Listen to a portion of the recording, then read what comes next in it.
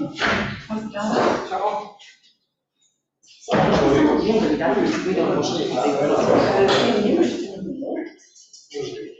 Sono giusti, esatto.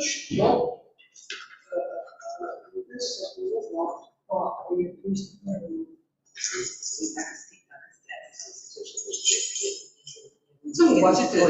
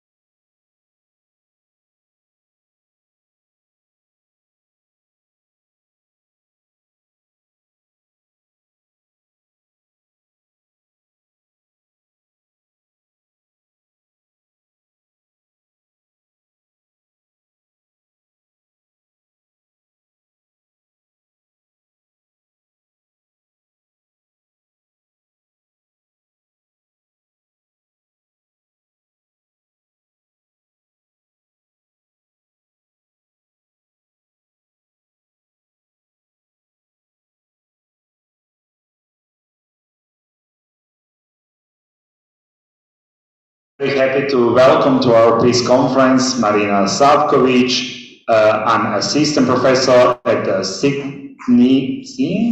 Sorry, I can repeat everything because we started now.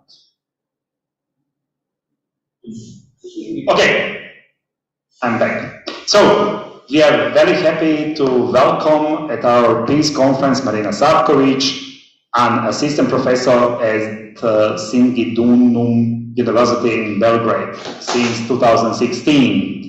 She holds different diplomas from Serbia and abroad, bachelor degree at the Faculty of Economics in Belgrade, Master of Business Administration at the Lincoln University, and Doctor of Philosophy in Singidunum University. Marina has experience in the higher education and previous she worked in the think tanks and non-profit organization management.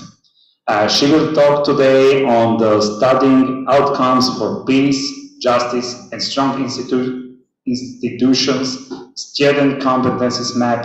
Marina, floor is yours. Thank you. Everyone hears me? Okay. Okay, we should start presentation.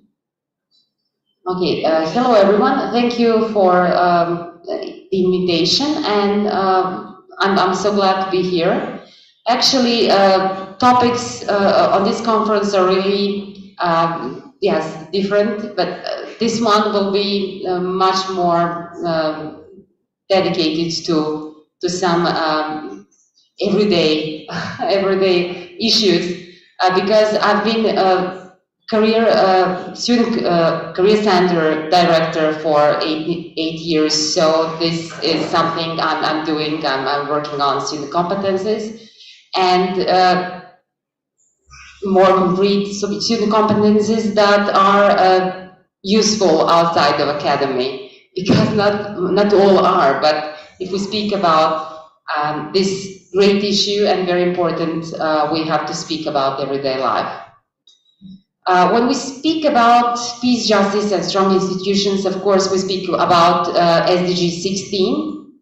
Many people mention it these days, but actually, this is European. This has been European ideal from the start. So this SDG, Sustainable Development Goal, is very important for European Union and surrounding countries. So SDG 16, although it's usually left behind because we speak about 3 pillars of sustainable development, it is an accelerator of the Agenda 2030.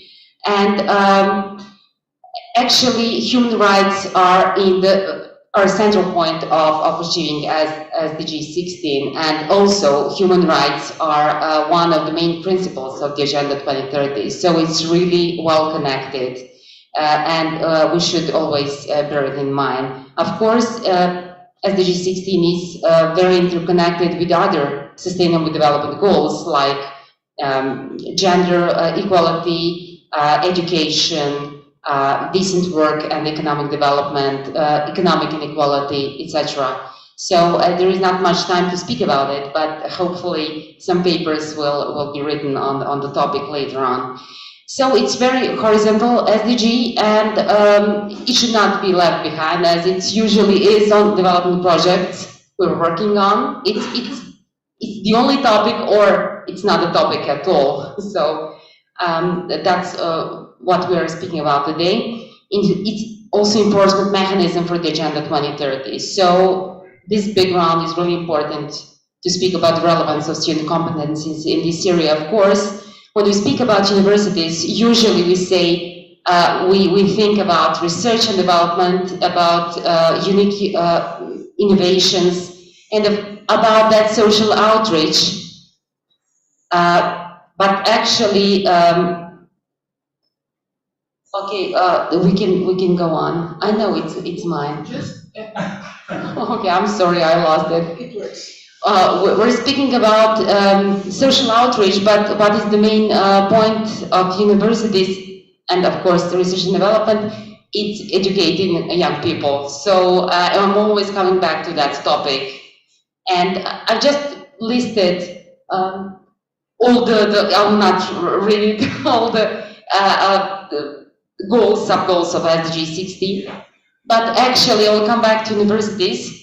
and say that, of course, research and outreach activities are important. When we speak about universities, we usually speak about their social role, but teaching students is something that is, upon my opinion, something which is most important because it changes the world in long term. It really changes the world. It doesn't stay in some nice offices, in some, yes, very closed circles.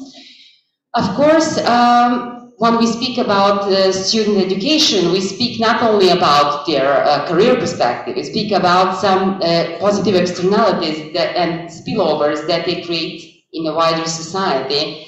And when we speak about externalities, it's usually economic topic because many areas, many scientific areas are like isolated islands, especially economics. We say, okay, we're really different from everyone, but it's actually not that way. And of course, spillovers have economic, social, and professional impact. So when we speak about SDG 16 as an accelerator of the Agenda 2030 success, then we have to come back to a knowledge of educated young people that will keep running this world in future and think about the competencies they could get at the universities. And we're coming back to different faculties that educate people for only specific topics. And we came to that point, and only some social scientific or some general engineering faculties educate them for maybe wider areas, but multidisciplinary studies are still not that common, like again. What was a question in my presentation is what studying competencies are the most relevant or will in the most relevant way present goals and values behind the SDG 16. And I did a small exercise of student competencies that would cover most of the SDG 16 points. But the way I did it is that I took some curricular, studying outcomes from well-known universities, just to see this example what we could use if we were network with many other universities, and then our students using IT, contemporary technologies could reach knowledge from different points. Of course, some professors these days spoke about knowledge and they spoke about networking, but I think this topic is really important for our future. And those are some areas of competencies I mentioned. I know that some professors also mentioned some areas of competencies for democracy, society, also for the peace and justice. But these are the ones I've mentioned: integrity and ethics, human rights, understanding population change, equality for peace, diversity and inclusion, natural capital, and institutions for sustainable development. When I speak about all of these areas of competencies, I do not connect those with any of the fields of studying. I believe that if we want to educate young people in the area of sustainable development, then they should gain some universal knowledge and competencies. So all of these courses don't need to be part of any official curriculum, but those could be part of some maybe massive online courses with badges that would give student competencies to our students on different institutions, just to be prepared for the future and to be prepared and to understand the mainstream of development initiatives in the world. I didn't work on every learning outcome for every course I've suggested.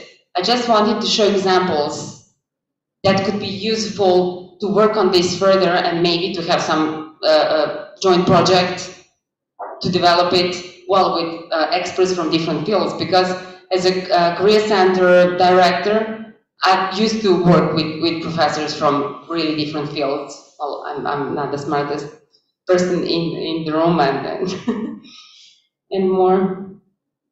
I've seen this integrity and ethics course developed by a United Nations Office on Drugs and Crime and Open University, and this study program comes from 2018. Actually, they developed 14 modules on integrity and ethics that are really available to everyone.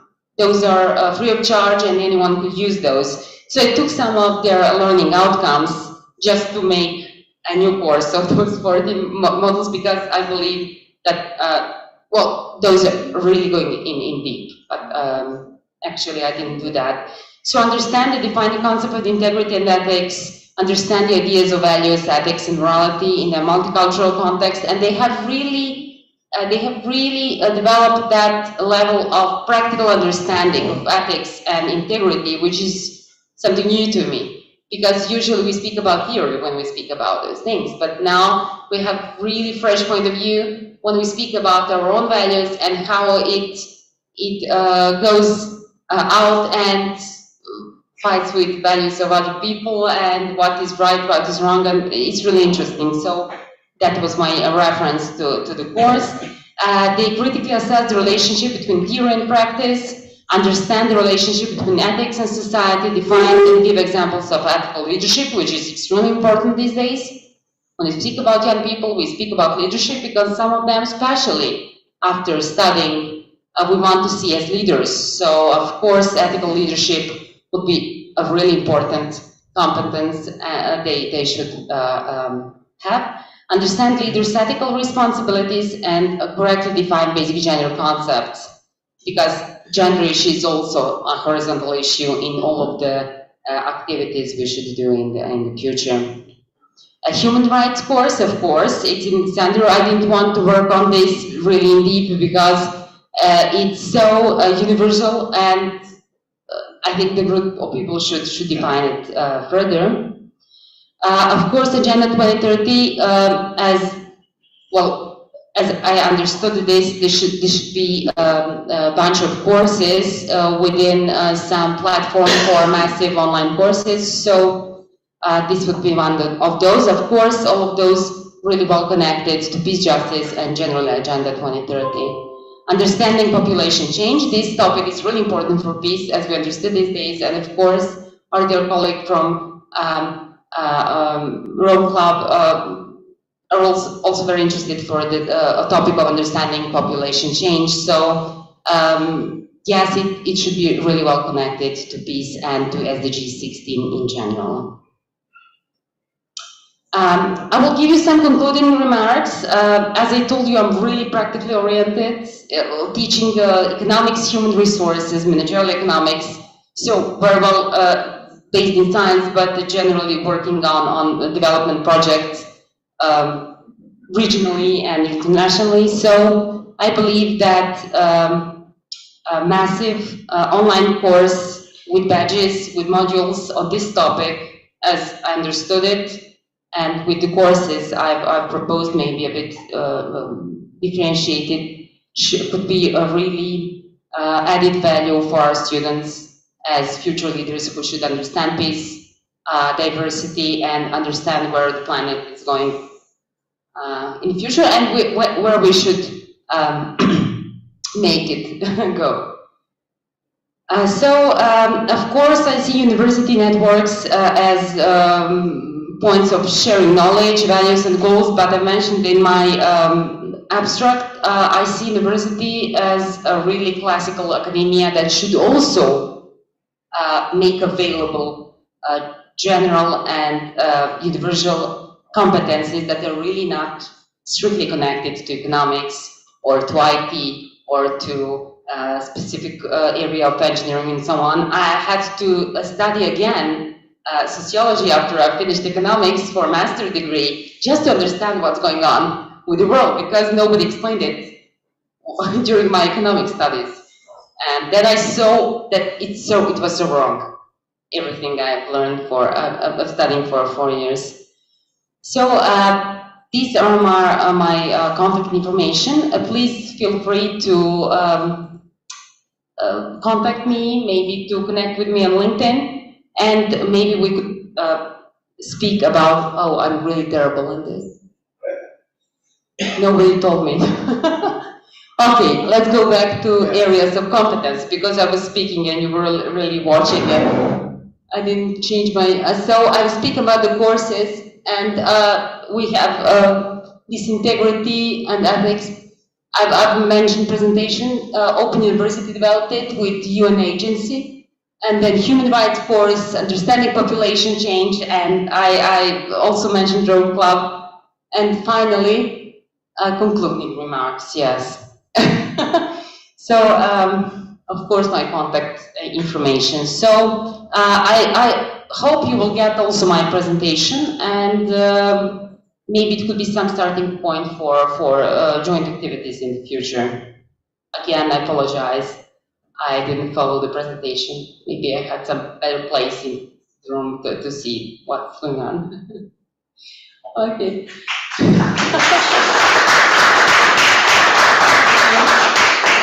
Okay. I'm sorry. I had some logistics problems. You know which. Yes. What kind of troubles I had these days. I couldn't join you all the time, but I would really like to speak with you, if it's possible. Can you put back the conclusions? Yes. So that we see. Yes, of course. Yes, I did it. Oh, okay. Okay. Might be better. Okay. Okay, it's good. It works. Okay, these are my concluding remarks, and I could come back also to the courses I've mentioned, if you want. To the list of courses I've mentioned that, well, 7 of those, but there could be more. Now, those badges, digital badges, are so popular, and young people like it, and also connected to LinkedIn. But usually business related, as I can see, and IT related. So those could be really relevant in the area of the Agenda 2030, I believe, especially for SDG 16, because I'm Agenda 2030 expert for social and economic issues, but we always outsource for SDG 16 because nobody is expert in the area of it. So it's really pity. Okay, thank you. Thank you very much. I know we have several questions already announced. Let's see.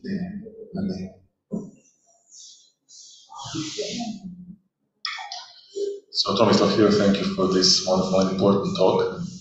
I would just go to the point of massive online courses or MOOCs, because you maybe see how to improve them, because we know there is a high dropout rate. A lot of students enroll in those massive online courses, but just only a fraction finish them. How do you see maybe implementing that better? Thank you. Okay, online massive courses are relatively complicated, and those really those require time and resources. And I think that dropout comes usually when we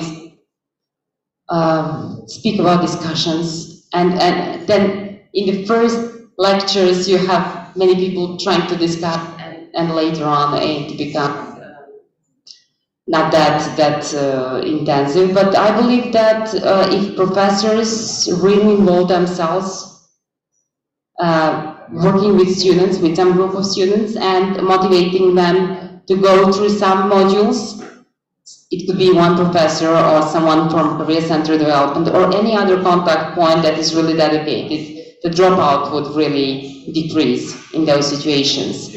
Because if you want, there are many also politicians coming in from the engineering areas of expertise and so on. So I believe that there are many people that are not really studying social sciences or political sciences could be really interested in these topics, especially these are really relevant and will become even more. So some professors could, like being there physically, could help to decrease that dropout.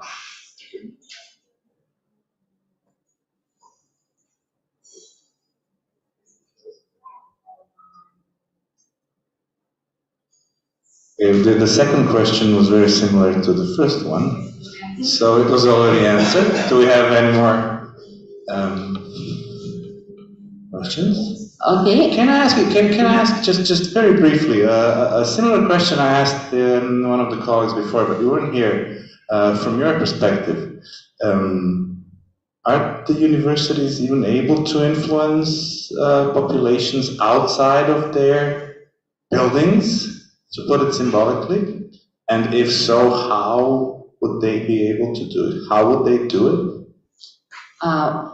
Actually, when we speak about students being usually outside, not even more in the classrooms, because they're not even coming anymore after the COVID. They used to study online. So even if they have to be there physically, they're, yes, usually not there. So actually students could be our outreach. They could be our some kind of, not tool, but a way of a bigger outreach. Unfortunately, I'm a professor, but I don't believe in elitism of academic institutions anymore, because most of us are just trying to get some more points on us international scientific lists and so on and so on. It becomes like a gaming industry in many cases, unfortunately. So when we speak about young people, I was really surprised how many Ivy League and really the best European universities don't think that much about students anymore. They have excellent professor with excellent papers, but he's a lousy professor to his students. So we asked, how do you solve that with the professor? We asked some managerial staff from that university on some conferences and said, well, we see first if everything is fine with our students. Maybe it was a lousy group that year, but they have bad grades, and then if not, okay, if he's a good professor, if he has really good scientific papers, then we do more or less nothing. So that person educates generations and generations of students in some not really good way. So that is the last opportunity to make some positive outreach in real life. And of course, career centers are closing down, I have to admit, because the career guidance and is going to high schools. It's not at university anymore. It's one more lost opportunity to do something out there. And exactly, I wanted to ask you actually about this career guidance, because I have to prepare a CV for all participants, and then I saw actually your CV, and one of the points is actually that you led, you're, for example, expert for career guidance and counseling policy expert at Belgradska otvorena škola, and I know Belgradska otvorena škola is an amazing institution, and somehow, I think we need much more counseling about career, because many young people are actually lost. We have so many informations, and these informations, and they need somehow support. And I wanted to ask you, did you have challenges in it? Because it is not always easy to understand what is the best for some person, some concrete person.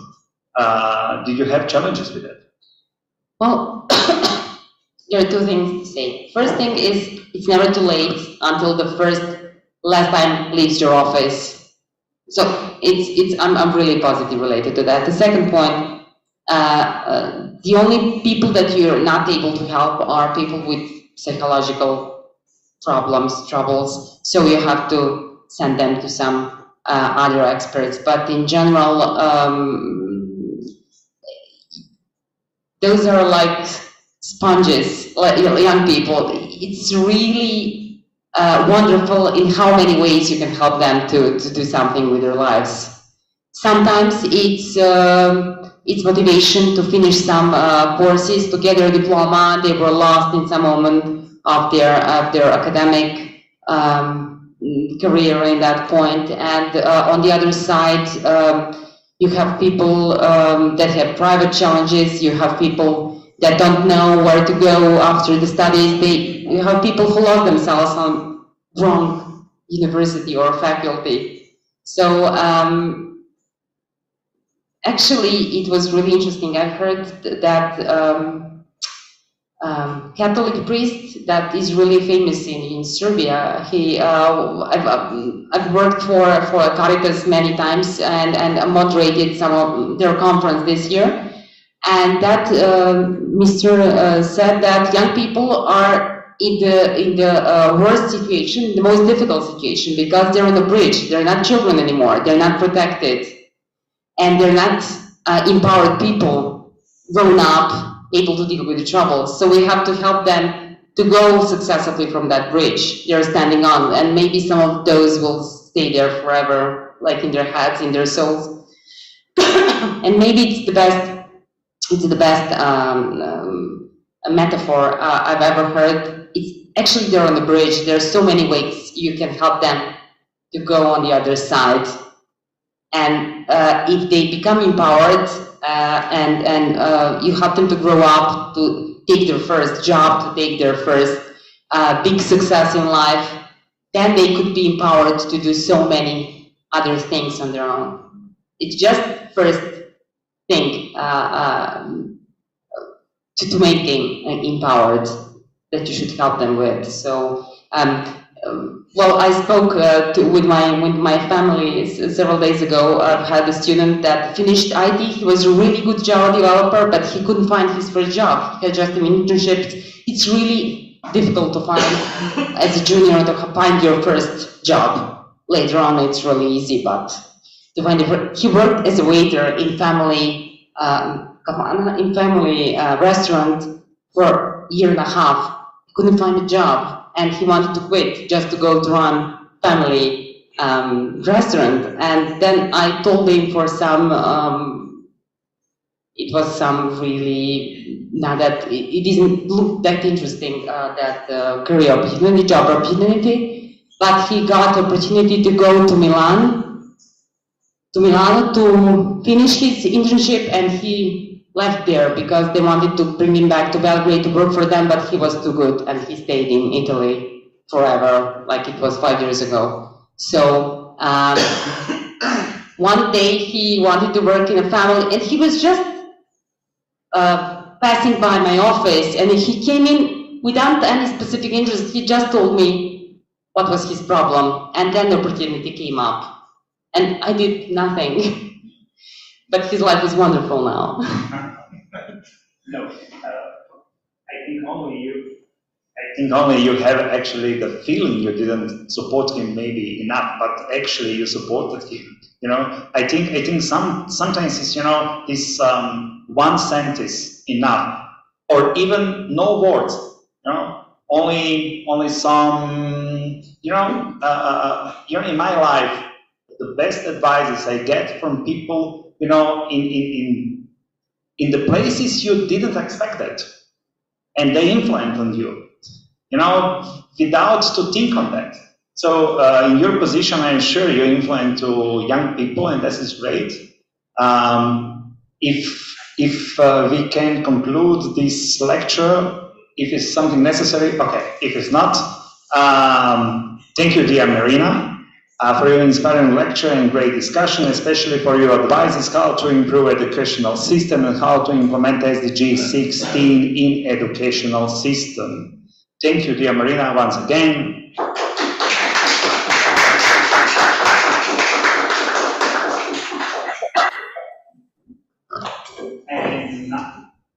And now with us is Anna Jerkovic. We are very happy to welcome Anna Jerkovic. She works in the Ministry of Science and Education of the Republic of Croatia. She is very active in different non-governmental organizations, among others, in the Croatian Forum at the European Academy of Science and Arts, in the World Academy, in Croatian Pugwash Society, and in Croatian Association of the Club of Rome. Anna will talk today about the peace education for the society. Anna, floor is yours. Thank you very much. First of all, can you hear me well? yes. And can you see my presentation? Great, we see. Okay. Thank you very much. I was very satisfied to hear the mention of ethical leadership and also much deeper comprehensive approach to education in the previous presentation, because I will be mentioning some of these also in my presentation. My presentation will talk about peace education for the society, leadership education for statesmanship. So these are two types of approaches. One is bottom-up approach to peace education, and the other is a top-down approach, leadership education, to the structural reforms needed for the society. So thinking about the future of peace, we must always look further from the next decades. We need to look in the far future where a completely different society is waiting for us. We must transcend the current geopolitical situation, tensions in the international relations, the unjust economic and social system, and think of the future as a platform for a new and a clean start. I believe that we can all agree that we need an economic system that is more righteous, decreasing the differences between the rich and the poor. We need equity and equality of all underrepresented and vulnerable groups in the society, but without restricting excellence and with all available incentives for an individual's professional and personal development. So from the perspective of science, STEM is going rapidly forward. The progress of the STEM field is impressive, magnificent, and awesome. Science, technology, medicine, artificial intelligence, virtual platforms. All of it will lead to a new reality, a reality of transhumanism and endless possibilities for humankind, a new structure of the society, new types of jobs, and new lifestyles. This transformation of the society is already happening, and we are all witnessing it. The future will be exciting in relation to science and technology, and we must not be afraid of the further development of the STEM field, and I'm thrilled to witness new scientific and technological discoveries every day. But the field where we are making less progress or even stagnating are the humanities. The humanities usually take more time to change, to present new ideas and concepts and be implemented in the society. Unlike STEM, humanities don't need brand new ideas. They only need to preserve the universal and fundamental values and translate them into modern concepts through a language that is suitable to the era, but preferably fresh and innovative for the young people to accept them. The humanities today are making very slow progress, or even in some fields stagnating, even though they are in charge for the moral and ethical development of the individual and of the society. And as we all know, we are not a civilization of happy and wealthy people, at least the majority of the population, and at least in our own perception. The humanities are in charge for peace building and peace education in general, because of the quality of education will be reflected in the quality of the society tomorrow.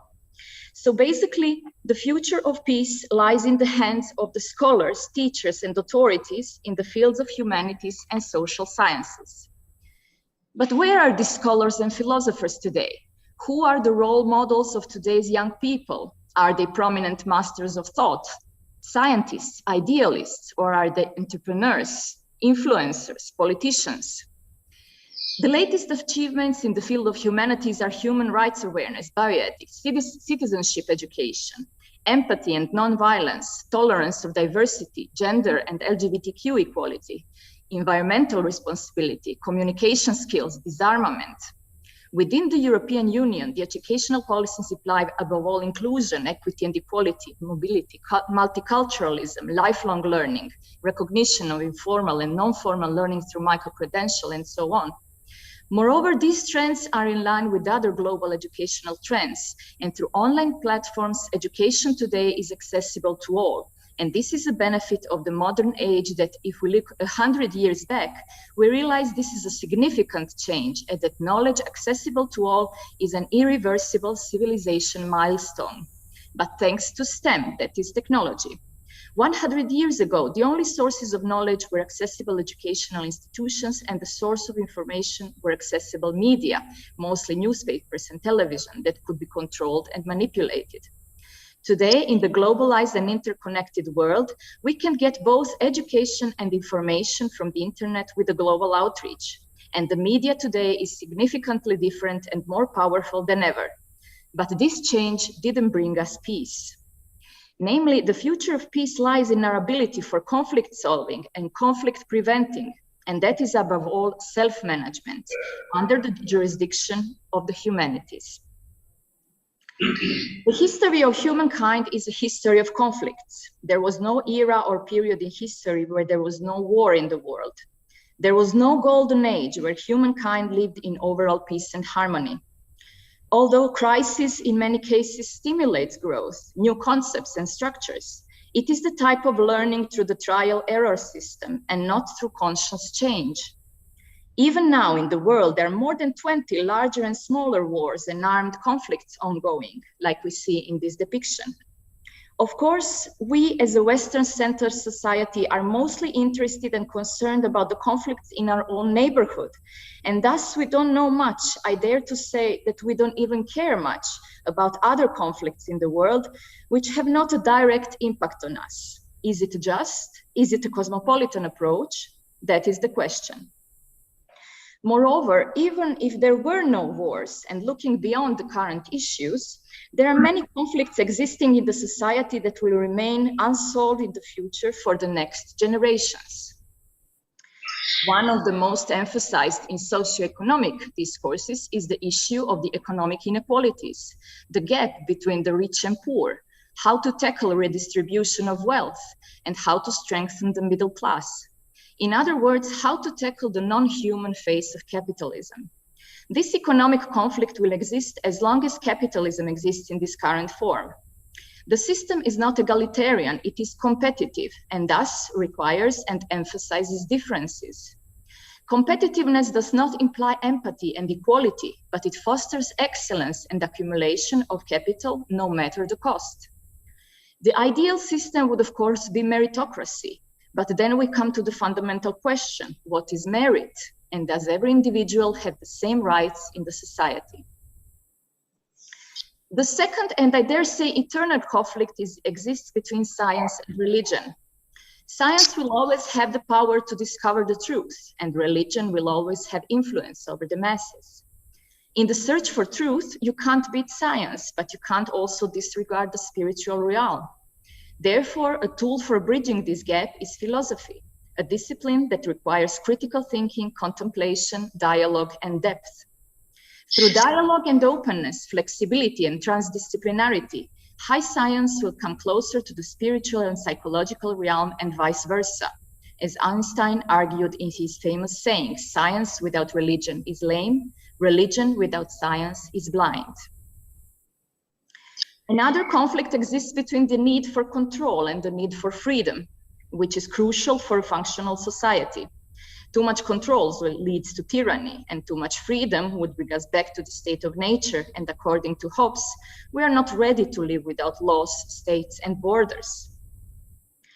Conflicts will also rise in the fields of human rights, where different groups require rights which oppose tradition, so we can expect further debates in this field. This also includes rights of other sentient beings, particularly animals, and the status of our environment, the rights of the unborn, and the rights of the dying. These are serious and deeply moral questions which will require a consensus that must arise from the dialogue and cooperation of science and religion. But what is most important to say is that conflicts in the society are merely a projection of conflicts within the individual.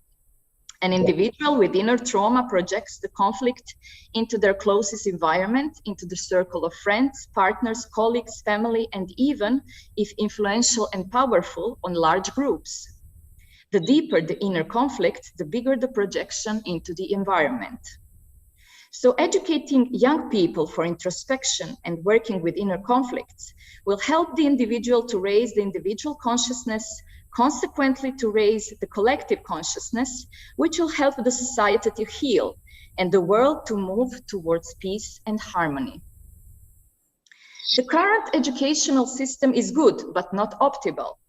In pre-tertiary education, it addresses all types of disciplines and fields for an individual to be acquainted with the world and the rules of the society. But it is the so-called horizontal type of knowledge, the one that covers a variety of fields: history, geography, biology, mathematics, language, information science, now even entrepreneurship and financial education. The tertiary education gives us a specialization in one or several of these fields needed for success on the labor market and, much more important, for self-realization. This organized knowledge acquiring is functional and widely accepted.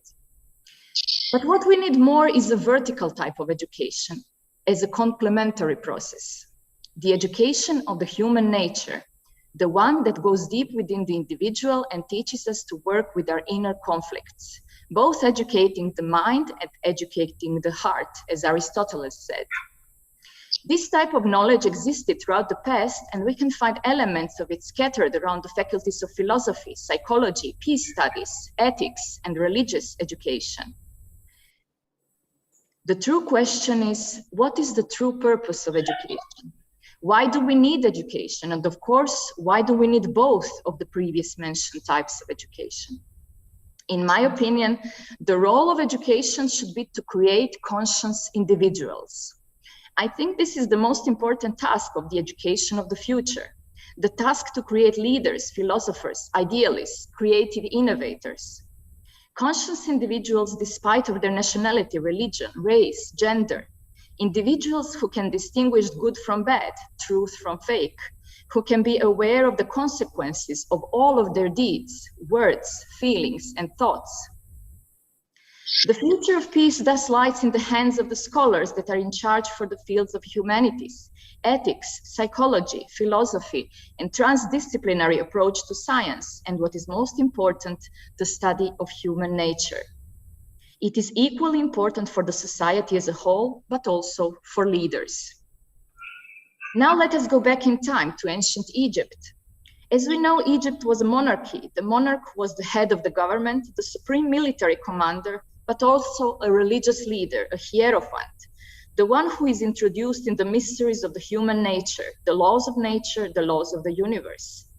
The pharaoh was trained and educated to rule, and his education consisted of the study of the so-called mysteries, which included the study of human nature and the study of the known science. He performed rituals, and one of them was facing his own death, which was a symbolic reminder of the mortality of the individual and the responsibility of the pharaoh has for his people and his nation throughout his reign. A similar concept was later introduced in ancient Greece with Plato's philosopher king, described in the Republic, as a role model for a statesman who was educated and trained to be a ruler, but also a philosopher. Plato's academy was a great example of both horizontal and vertical education, which means that Plato concluded that statesmanship needs to be learned and trained. Alexander the Great and Marcus Aurelius were perceived as good examples of the philosopher king. Philosophical schools, Plato's Academy, Aristotle's Lyceum, and the Peripatetic School, Pythagorean School, and others, taught the young leaders about philosophy, logic, mathematics, music, the universe, dialectics, rhetorics, virtues. Another type of education was provided in the mystery schools of ancient Greece. Most prominent were the Eleusinian mysteries, where rulers like Philip of Macedonia were initiated. Then the Samothrace mysteries, the Orphic mysteries. The mystery schools recruited individuals from the Agora, the ones that were virtuous and seemed fit for excellence. And I'm not talking here about any specific ritual practice, religious cult, religion, or philosophy whatsoever. I'm talking about the study of human nature, metaphysics of life and death, raising consciousness and practicing willpower. Later, this type of knowledge was taught through the Neoplatonic Academy, Arabic and Islamic schools. The Far East had hundreds of schools of thought, Taoism, Confucianism, that influenced lifestyles and consciousness. But the idealism of Plato and Socrates survived until the modern age within the philosophy of idealism, particularly Kant and German idealists. The realism and the scientific method of Aristotle is widely recognized and implemented in the educational system. The Renaissance was the rediscovery of the classical Greek philosophy and humanism after the Middle Ages. In the era of enlightenment, a new caste has risen, the caste of intellectuals, thinkers, philosophers. And it was the first step of opening the privileged knowledge to the masses, while the monarchies and the church were educating their leaders with comprehensive knowledge and skills for leadership. So going back to the importance of the study of human nature, we can find the same messages from the spiritual aspirants in the philosophical schools to the concepts of the Übermensch, which is not related to any supremacy of a nation, race, ethnicity, or religion. It is a concept of a person who is constantly conscious, whose higher nature controls the lower nature, the symbol which we can find in all religions, traditions, and cultures of the world. St. George killing the dragon, Thor and the Midgard serpent, Theseus and the Minotaur, Siegfried slaying the dragon, St. Michael defeating the serpent, Hercules defeating beasts, Krishna on the battlefield with his kin. These are all metaphors of overcoming our inner conflicts and our own ego. The battlefield for our inner conflicts is, of course, our everyday life. The conscious individual, therefore, has to take care of 4 types of health: physical health, energetic health, psychological health, and mental health. The physical health means a healthy nutrition, a balanced diet, play, and physical exercise. The energetic health is connected to the energetic body of the individual, healthy sleep, connecting to the nature, but also it is connected to the type of people we interact. Are they stimulating or are they toxic? Is energy taken away from us or it is given to us? The psychological health is today, in my opinion, the most neglected one. Stress management, anger management, envy management, dealing with failure, inferiority complex, superiority complex, self-acceptance, addressing and accepting our traumas, dealing with death, depression, anxiety, sense of hopelessness, dealing with egoism, but also building self-confidence, respecting differences, practicing love and friendship, acceptance and empathy. Acceptance and love are the higher frequency of tolerance. Most of our decisions in life, at least the important ones, are emotion-driven decisions. Most of our activities are based on the like and dislike concept, not on the concept of logic or rationality. Our primary drivers are emotions, and we know so little about them, and we don't learn enough about them. Being able to control our emotions and manage them can bring us to a higher level of consciousness and a more balanced personality. Even our thoughts are driven by our emotions. If we feel fear, doubt, or affection, this will unconsciously steer our thoughts and our mental activities. To conclude, psychological health is one of the most neglected one, but most important one for reaching inner balance. The 4 types of health is, of course, mental health.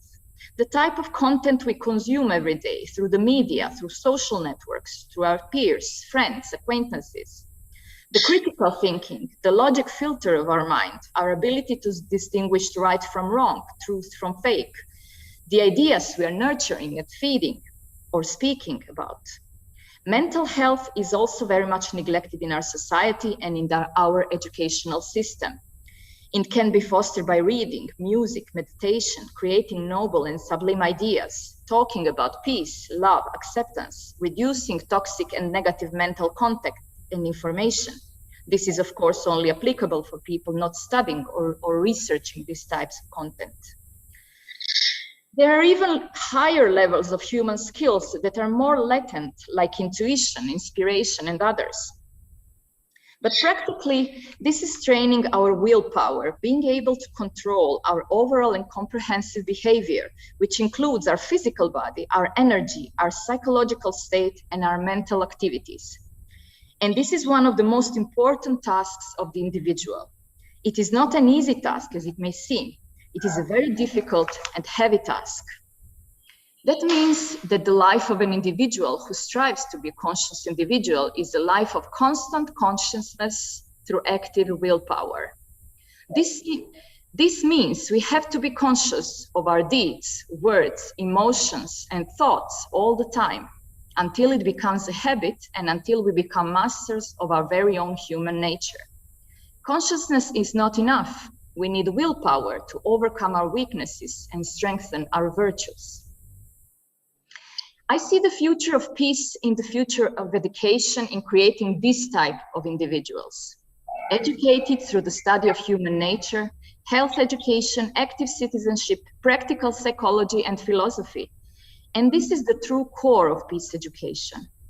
This type of education was once taught in philosophical and mystery schools and needs to be implemented back into our curriculum and not just into the formal educational system. It has to be implemented in lifelong learning. There are several initiatives of peace education ongoing. The UPPER project, for example, systemic upscaling of peace education practices, the INCOR from the Ulster University, UK, and so on. It is an idea that is like 30, 40 years old. Some branches of peace education include active citizenship, international education, human rights, environmental education, personal development, conflict resolution, intergenerational issues and legacies, evaluating commemorative practices, and civic empowerment. This is an excellent concept and the bridge to the comprehensive study of human nature.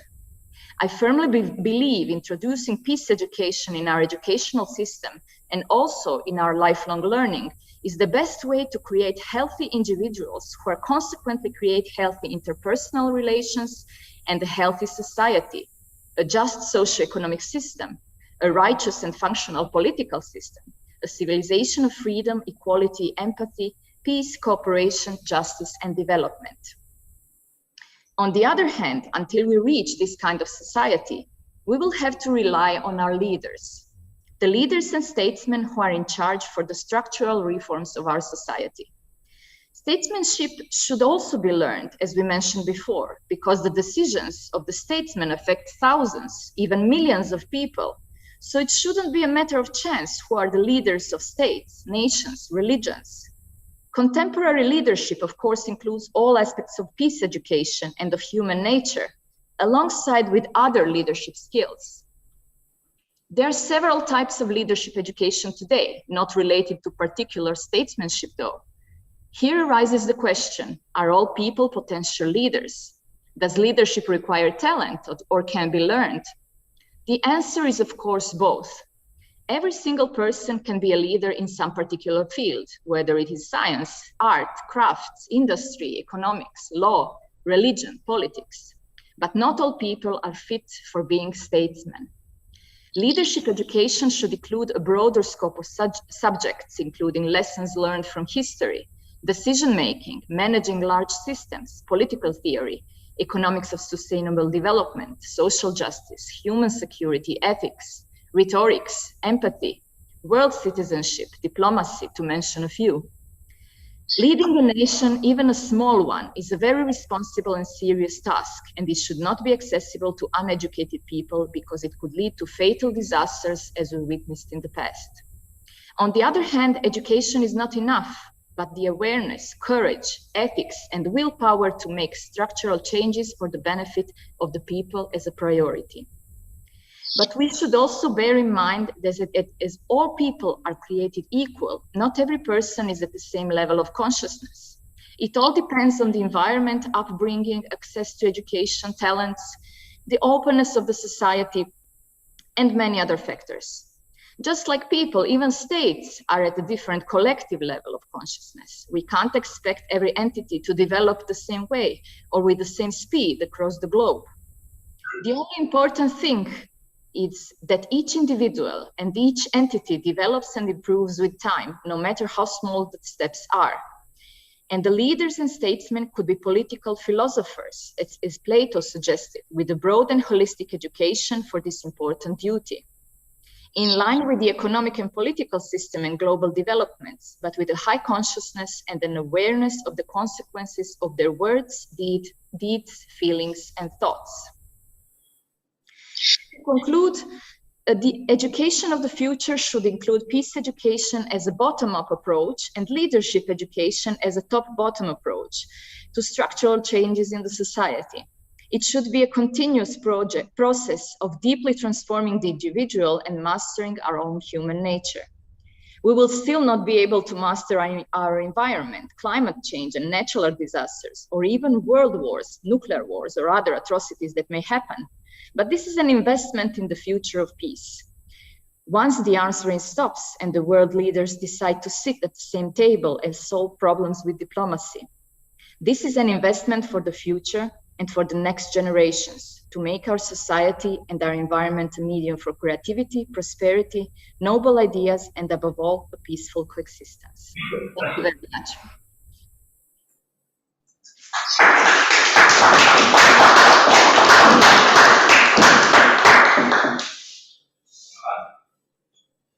Okay, thank you very much, Anna. Unfortunately, we have very little time for any sort of discussion, so we can have one question or comment from the participants.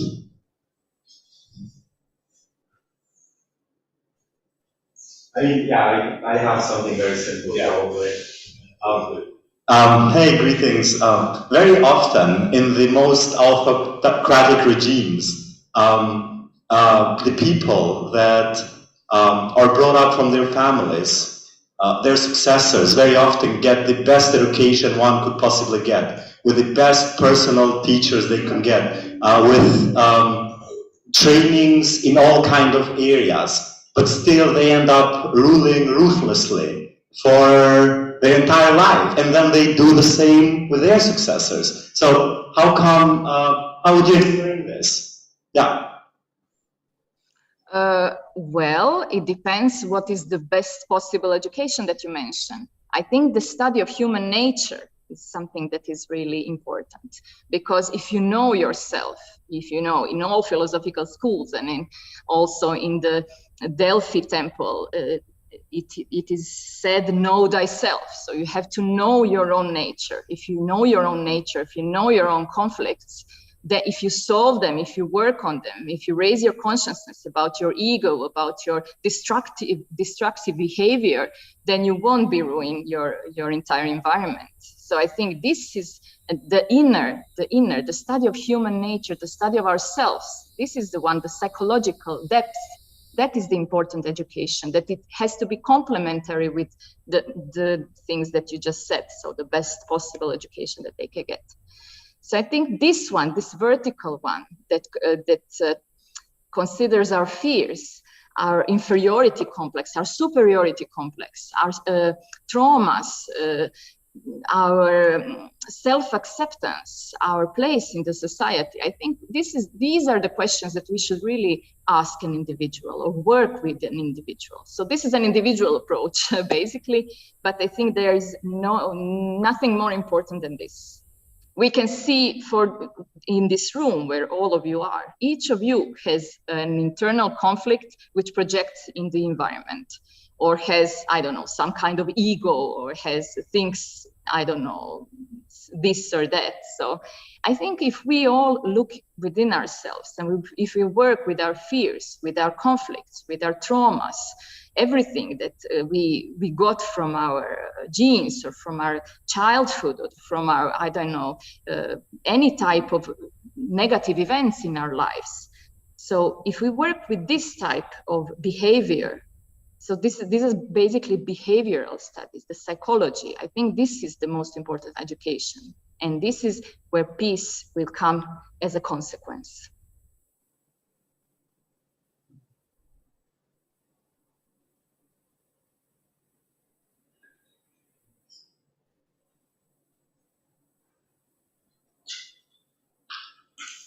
Dear Anna, thank you for your great lecture on peace education for the society, leadership education for statesmanship. Thank you, dear Anna.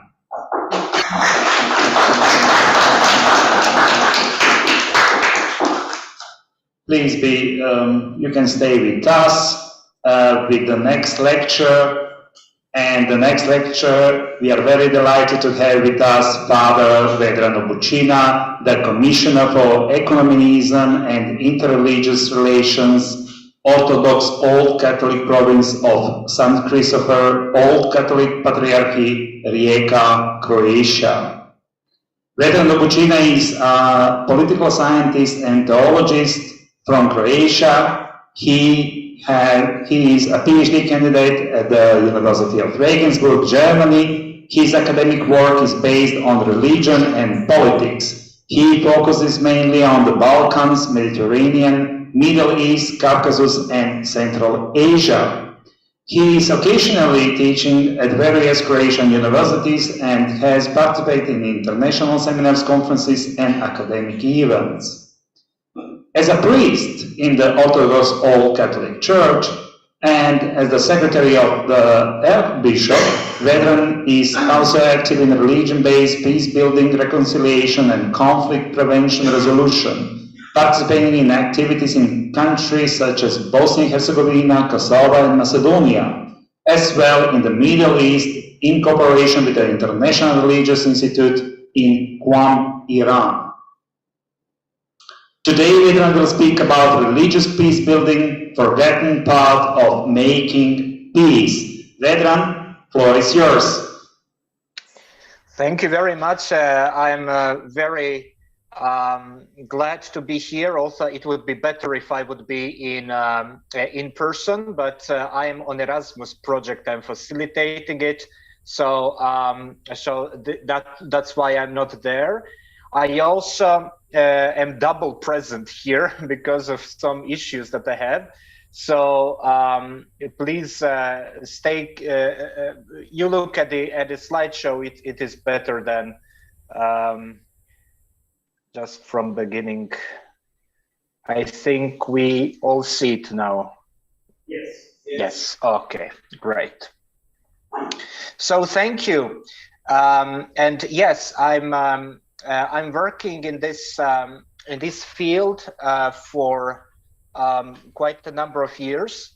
I'm currently, in fact, in another intergovernmental organization as a permanent fellow. It's CAICID. It's a Center for Interreligious Dialogue and Intercultural Dialogue. Religion has been recognized as a potent tool for peace-building efforts by many other international peace-building organizations. Some are focused on religion, like Religions for Peace, International Center for Religion Diplomacy, or Association of Engaged Buddhists, for example, but also is part even very precisely mentioned in some sub-goals in the UN SDGs.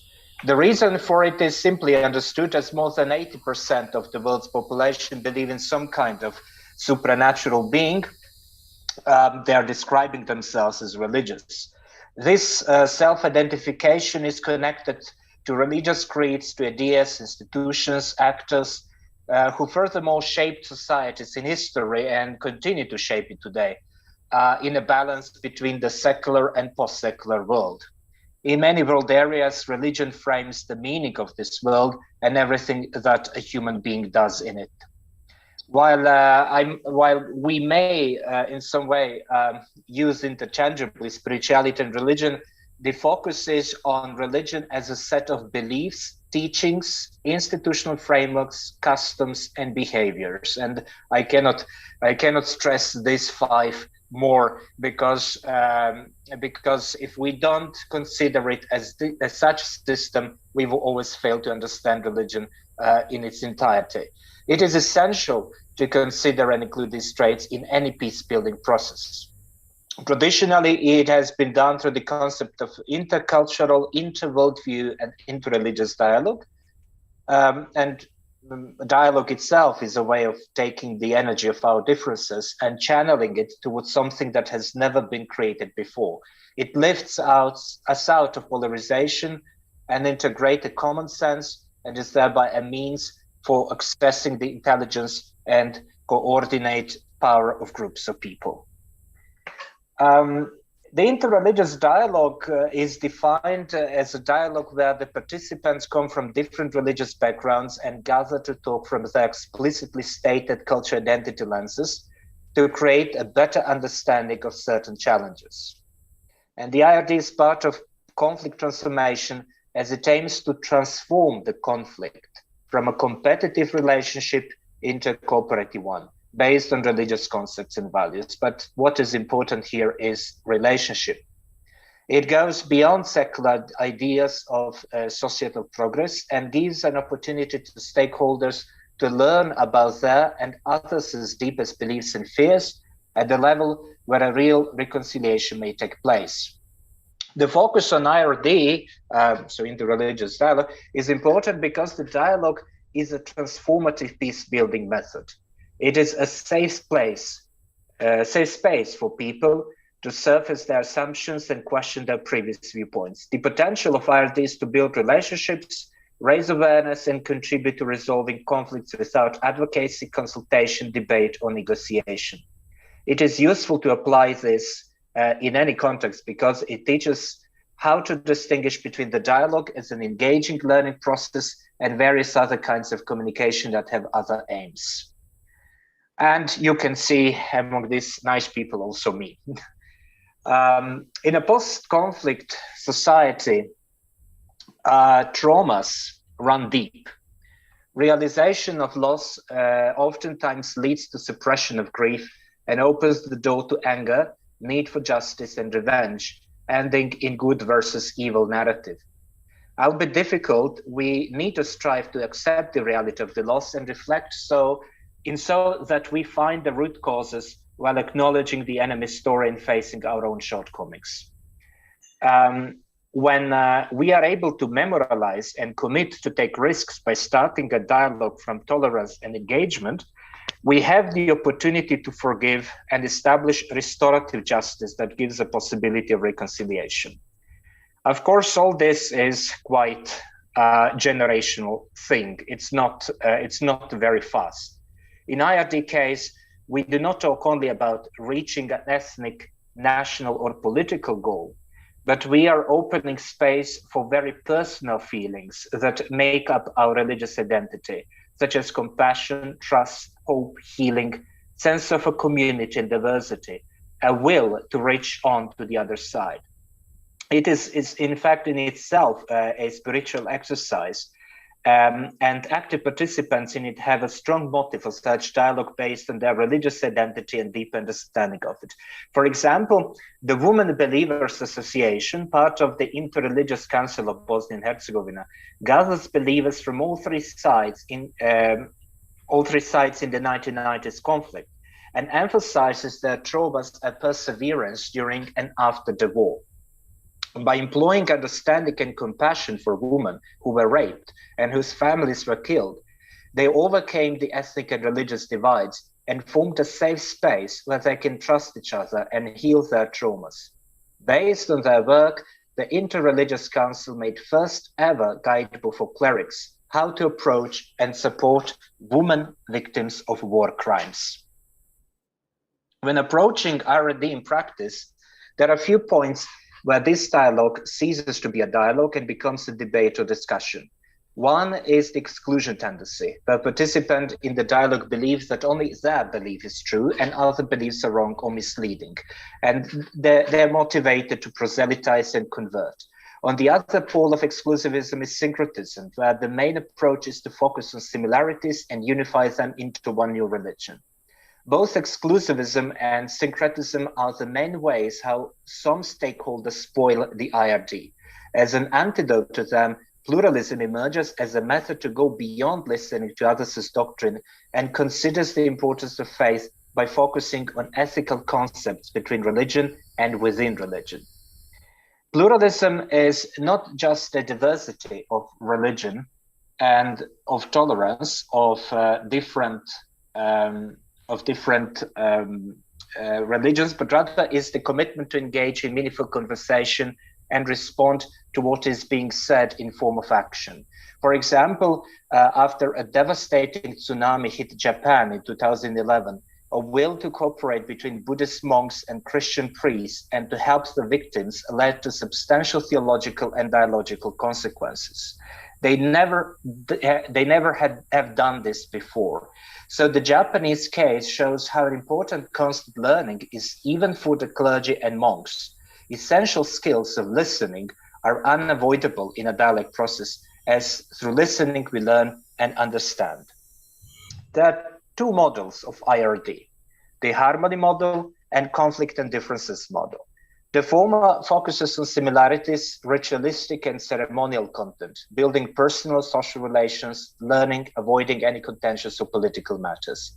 The latter focuses on ideological and religious differences and seeks to discuss and address them with transparency, clarity, and deeper understanding.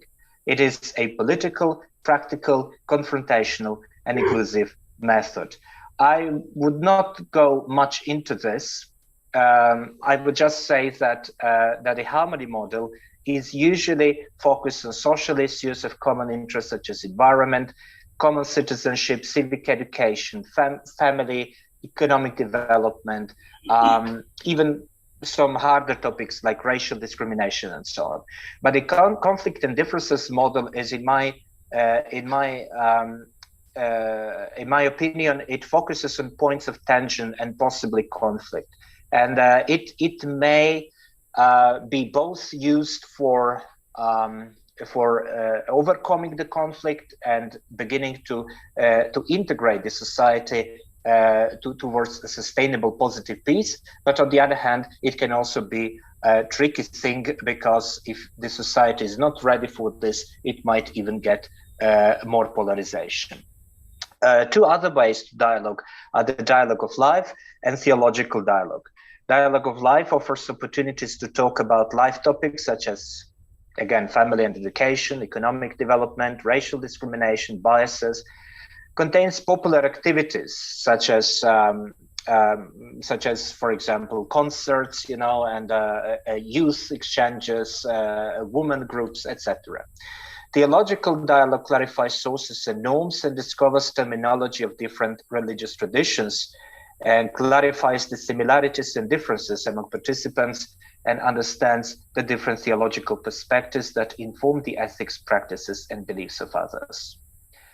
For example, you can see that Interreligious Council of Uganda supports comprehensive faith and community-based AIDS program through sub-grants and capacity building to religious structures and organizations. On the other hand, theological dialogue is highly academic and involves theologians from different religious communities and institutions. Not everywhere, like I would say that in Croatia we lack theological dialogue a lot, but there is always a possibility for this. A famous religious peace builder responded once on a question about success or failure of religion-based peace building. And he said it is 98% failure, but those 2% is success is so big and impactful that we cannot stop fostering and promoting religion-based peace building. This personal account may figure also be on a global stage. There are numerous interreligious dialogue and peace organizations that promote the role of religion and clerics in peace building and post-conflict resolution. Their impact, however, seems to be measurable only in generational magnitude. Also, there are many examples of successful and very concrete religious actions for peace.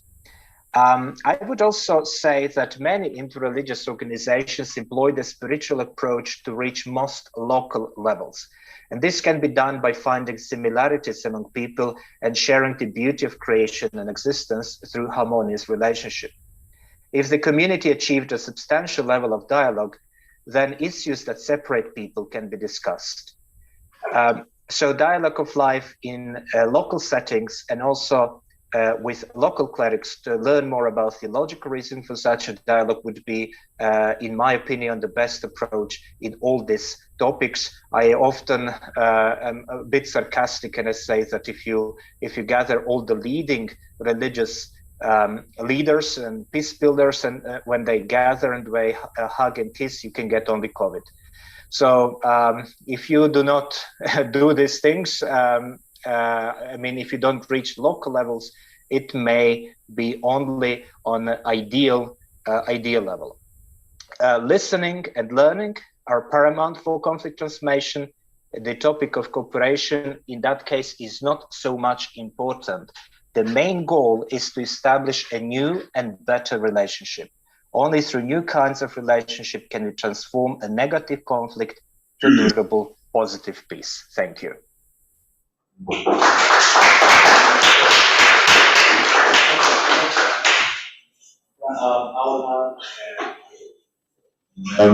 Thank you so very much for this interesting lecture. It's always very hard to be the last one after a long day, but I think you did a tremendously good job, and we're all grateful for that. We already have the first question.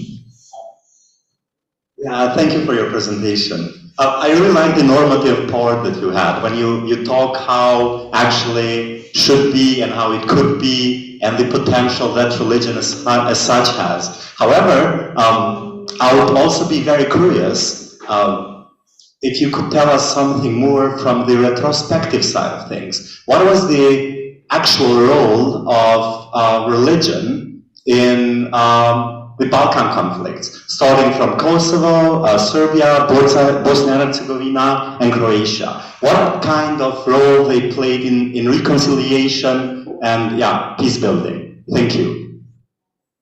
Thank you for the question. Of course, it is quite complex, but the religion has played both the role of divider and connector. So the use of religious symbols and of religious narratives have been ever present in this war. I mean, in Bosnia and Herzegovina, even in Kosovo, which is not so religious, and in Macedonia. And you can really see it also in for example, today in Ukraine or anywhere else in the world. That is why I was very strict when I say that religion is not only narrative. It's not only using the symbols, but it also is that five frames where we should understand what religion is. So even today, there is some religious disconnections, and religion is used in many cases to disconnect people. But at the same time, I can remind you that Interreligious Council of Bosnia and Herzegovina, for example, has been established in 1997, and that's only 2 years after the war ended.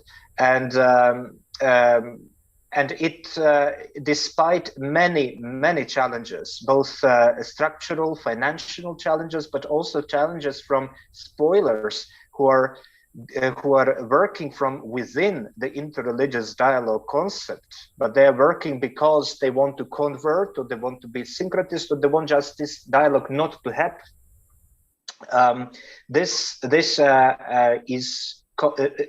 Despite all this, the council works even today.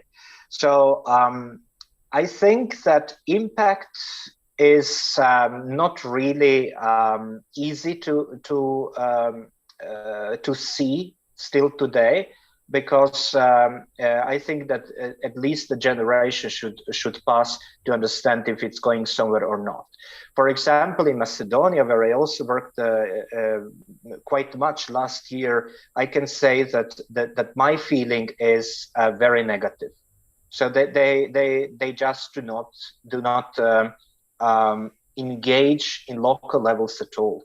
They are talking between universities, majority Macedonian Orthodox and Islamic communities.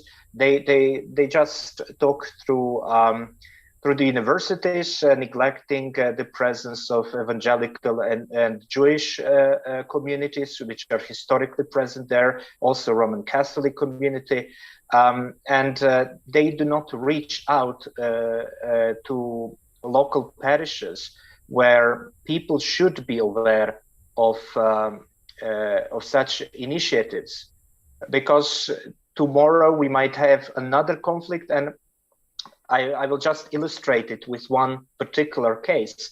I was talking to an imam in Veles, which is central Macedonia, and the conflict in Macedonia was in 2001.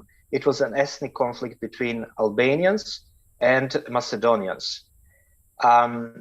His mosque was burned, and he said, I really think that it was a mistake from Macedonia's side, because they did not realize that we are majority Turkish and not Albanian.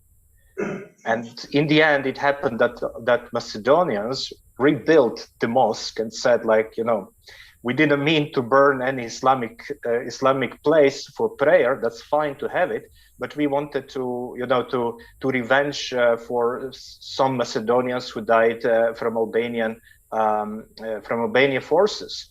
So it is only because there is no contact between these communities. So that's what we are trying to do, establish conflict in local levels. We have another question. Thank you very much for your very interesting presentation. I would like to ask you, what is your opinion on the role of religious institutions in Bosnia when it comes to promoting tolerance and unity between three ethnic communities there? Well, unfortunately, there are good and bad sides, as in everywhere. It's gray, shady, shady thing. But I would say there is a huge cooptation between ethnic and religious identity, in which religion features, in its teaching at least, features very little. I think that religious institutions are aware of this situation, but because of many things, they are. I would say that I don't want to use harsh words like that they are made to be tightly connected to political parties or to the institutions.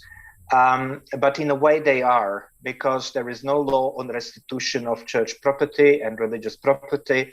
Most of the finances are coming from the political institutions or from the political parties.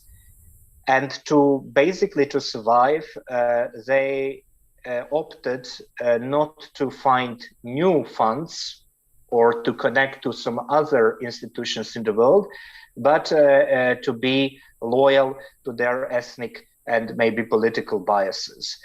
Notwithstanding this, they still do engage in interreligious dialogue, and I can tell you that on local levels, it depends mostly on local history, and especially the relations that were constructed or deconstructed in the Bosnian War.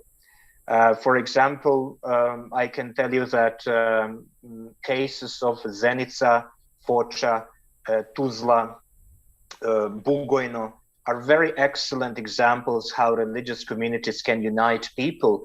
There are even gatherings of veterans from all three sides in these cities. So it is something that I don't think was ever heard of in Europe.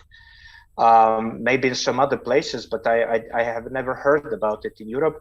Also, I've never heard anywhere else that the women from all three ethnic communities and all four religious communities, so Jewish present also,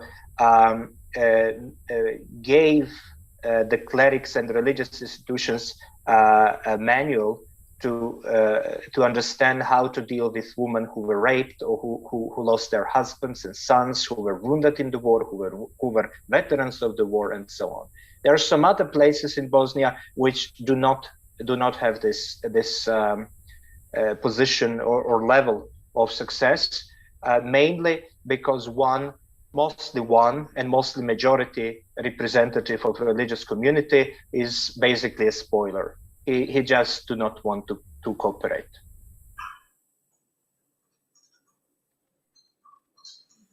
Do you have any more questions?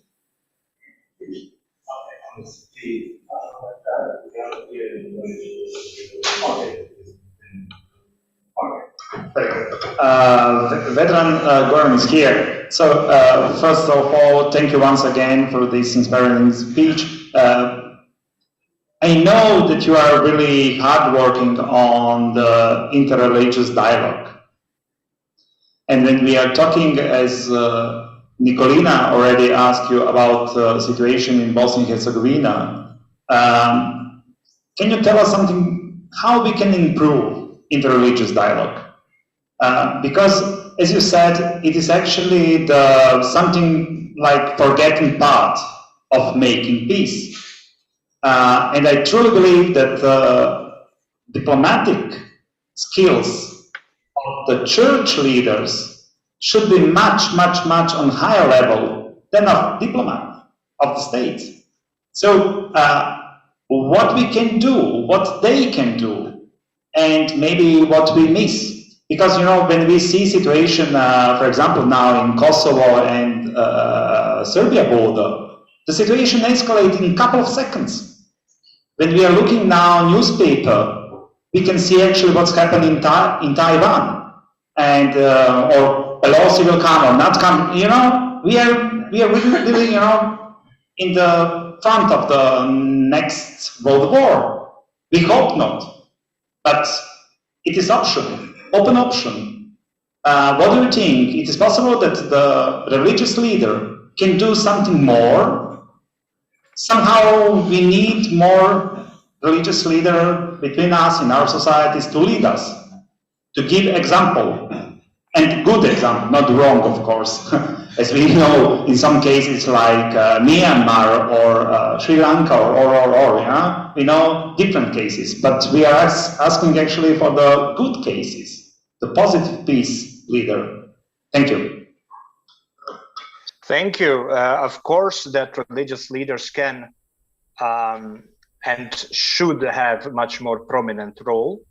I don't think we should expect too much from them. So they are pillar of support, not let's say the peace builders themselves. How to engage them is, I think, the most important question, and this can be done in various ways. First of all, again, I would like to stress that there is not a single leader in the world, in a nation or internationally or within, you know, bishopric or whatever muftiate, who is against peace. This is, of course, very nominal position. Which then is translated into hundreds of different variations where one becomes oblivious of what peace is. So, but in my opinion, this is just a position which is good because you are not against peace. Well, in some cases you are, like Patriarch Kirill in Russia, he is. Yeah? So he is against peace. He's for waging war. But then what do his parish priests do in Ukraine? They leave him. He loses his authority. He loses his legitimacy. So this is what is vital. To engage local people, local clergy is essential, because if you're just left on the top, it never goes to the bottom, because peace is something, and peace building and interreligious dialogue is, to be honest, something that priests and imams and rabbis do when they do not have anything else to do, or when they have a very jolly opportunity to travel. But you know, if you engage them from the position of some NGO, or from some kind of a club, or for SDGs, approaching it, of course, in the language that they can understand and support, I am definitely sure that at least one part of them will be very interested in pursuing it. There is a certain vanity among the priests, which is, of course, a sin. But sometimes you can also use this vanity for your advantage. So it is, I don't want to say that it is case-by-case analysis, but you know, in cases like Bosnia or even like Kosovo, it's one thing if you talk to a Serbian Orthodox priest in Peć and a Serbian Orthodox priest in Prizren. It's absolutely different point of making contact. The same goes with imams. Imam in Pristina is going to be much more open for initiatives than an imam in Đakovica, for example. So this is a challenge that we have to see. That's why the approach which is given by Religions for Peace organization is that every country has an interreligious council where people who are really interested in it are going to be inside this council, and then they will support it through the through whatever kind of dialogue for life, theological dialogue, whatever it is going on. I would also maybe end this with an idea that is a bit challenging also, because you do not in some cases where there is not a threat of war or threat of violent conflict, you do not see the reason why priests, why the religious community should be engaged, and I think that's wrong. I think religious community should be engaged in many of SDGs, for example, and this is clearly stated in all UN documents. It was stated really like religious leaders, religious communities, they are the one that we should target with SDGs, form projects. I have a project like that, for example, and I'm going next year to have a wider project in the Mediterranean that includes many of famous institutions like Al-Azhar, like Vatican, but it goes to the local levels. I know that I didn't answer to any of your questions entirely, but it is because, as I said, it is a generational process. You cannot find solutions or ends to see in cases of in which we are interested in. You know, it took how many? I think it took almost 200 years before Lutheran Church and Catholic Church sat together. And it took only 2 years for Bosnia and Herzegovina to create an interreligious council. So that's a success in itself. And it is great that we can conclude today's sessions with this very important message. Maybe we can improve something, and maybe we are actually in better position than 20, 30 or 100 years ago. Thank you, dear Vedran, for a very interesting lecture and very inspiring discussion on the religious building forgotten part of making peace. Especially thank you for your concrete suggestion. What should be the role of religion in promoting the positive peace? Thank you, dear Vedran. Thank you.